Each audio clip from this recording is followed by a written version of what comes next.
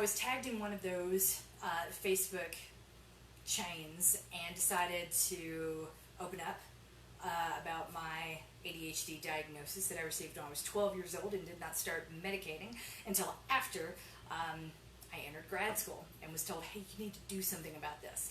So I decided to take this opportunity, rather than taking 7 inanimate pictures of inanimate objects in my life, to actually talk about some of the things that I do to make my life easier as someone who knows very well that she has ADHD. And I couldn't quite capture this in a picture, so I thought, I'm really tired, it's going to take forever to find the words, it'll be so much faster to just do a video, so I'm going to do a video.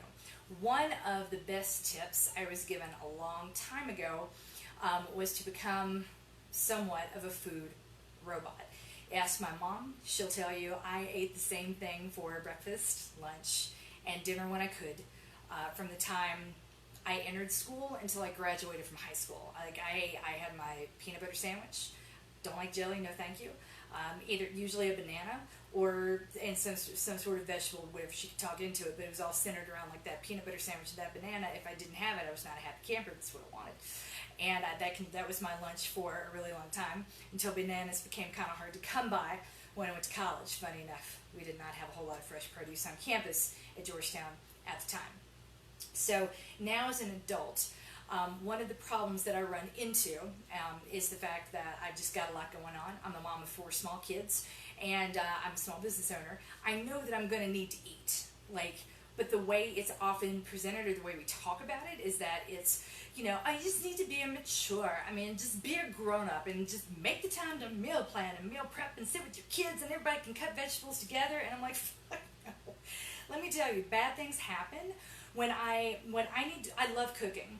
I don't do it that often, because when I need to cook, that's sort of when I want to cook. It's almost like when I'm writing or when I'm coaching, it takes up all of my brain space, and I need all of my physical space. So that's not something yet I can do with my children. And if you think that's sad, awesome. I got nothing for you. But I also don't have a lot of time and space to meal plan and meal prep. My brain just does not work that way. What we do is have the Monday night meal, the Tuesday night meal, the Wednesday night meal, Thursday night meal, the Friday night meal, and everyone for lunch. This can change when they get older and start packing their own lunches, but for now, they get the same thing every day, just like I used to do. It was fine. Breakfast, pretty much the same thing. We give them options, but the options are fairly limited. So when it comes to me and breakfasts and lunches, I pretty much still eat the same thing I've always eaten. I've had the same thing for breakfast for, probably since 2006. A long time ago. Around the time I got my celiac diagnosis, I was given a short list of meals to pick from that would just be easy to go with, and I stuck to that list for a better part of a decade. But that breakfast is chopped up spinach. I buy it in big bags and stored in my freezer. I take about a cup of it and defrost it on Saturday evenings or Sunday mornings. Then throw it in the fridge, and then no one pays attention to anything in containers because no one eats leftovers but me. And I put in something like this, and I've got 4 or 5 of those, and I've got a handful. I just put a handful of brown rice, usually pre-cooked, because who has time to make rice? I don't. And who has space in their fridge? I don't. I've got 4 kids, y'all. I need a much bigger fridge than what I've actually have. Much bigger kitchen. I don't think you can have enough space for all the people I would normally have to cook for. But yeah, that's it. The favorite thing to do is to try to educate on how dangerous the microwave is, how it breaks down the nutrients in the food, and how bad it is for you. And if you would just take a little time and not be so lazy and meal plan. And the way we position it, sort of like a challenge, in my opinion, is really ugly. Because I'm like, hey, let me tell you something. I got ADHD. The most dangerous thing we could possibly do is have me turn on a burner, an oven, and have a knife out with 4 little kids around. I would be distracted. I would be angry. That's a setup for not getting the best out of me at all. I'm probably going to burn the food. Someone's probably going to cut their finger, and I'm not going to have that situation under control. And if I'm the one doing the cooking, if I'm there participating in the cooking, I'm probably not going to enjoy it. So there was a happy medium in between. Someday maybe we'll have a Norman Rockwell painting when everyone's a little bit bigger. We can all be in the kitchen together, and then I'm sure I'll start Snapchatting the hell out of that, because I just don't think it's possible. And if it becomes possible, you know, it'll be like the day I made Oprah. Everybody's not gonna, you're gonna hear about that till the day I die. So with that in mind, the way that I approach food, and if you're the parent of an ADHD kid that wants them to take on like the responsibility of feeding themselves, you've got to know when to let go. Give them a few options and let us go. These from Costco are amazing. Egg bites, they're not, are they the healthiest thing you could possibly get? That's the wrong question. Do they fit the bill and do they work?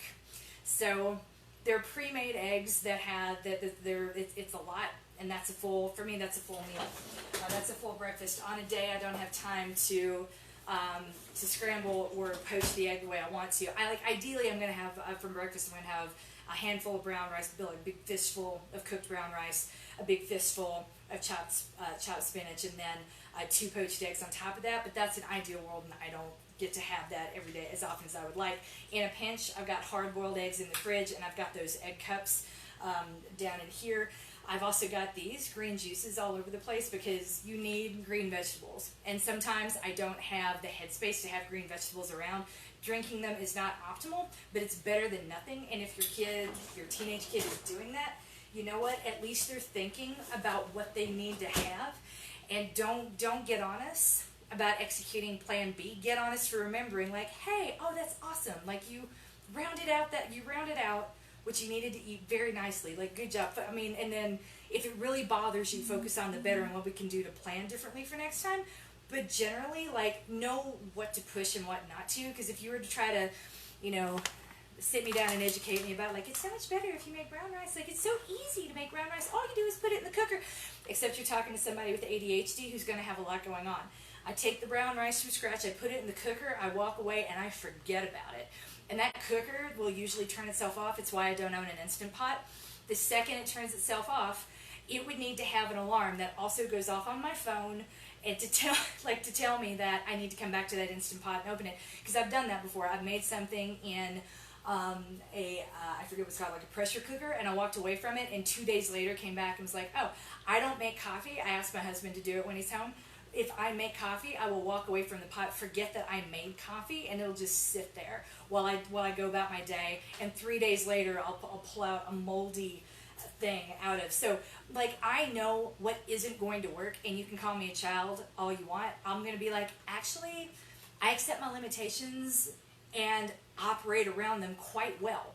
Like, adding shame to the mix isn't going to help. My shit gets done. So, just something to think about when it comes to food and ADHD. If I've become a food robot, I have things around that are easy to grab and easy to consume.